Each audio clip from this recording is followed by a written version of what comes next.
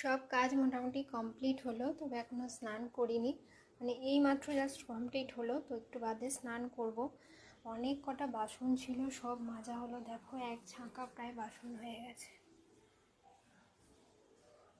তো এত বাসন হয়ে গেছে সব আর কি, অনেক বেসিনে বাসন জড়ো হয়ে গেছিলো, তো সব ধুলাম। ধোয়ার পর হচ্ছে গিয়ে একটু গরম জল বসিয়েছি।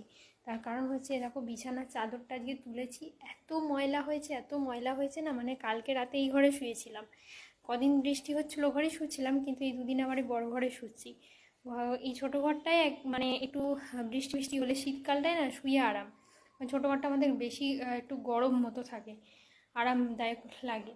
আর এমনি প্রচণ্ড যখন গরম করে তখন এই বড় ঘরে শুই। তো এই জন্য আবার দুদিন তো বৃষ্টি হচ্ছে না, গুমোট হয়ে যাচ্ছে বলে বড় ঘরে শুচ্ছি। চাদরটা কালকে শুয়েছি, মানে শোয়া যাচ্ছে না, এত চ্যাটচ্যাট করছে। তো বর্ষার ওয়েদারে না মনে হয় সেই কেমন একটা গুমসুনির মতো হয়ে গেছে, চ্যাটচ্যাটি কিরম যেন লাগছে।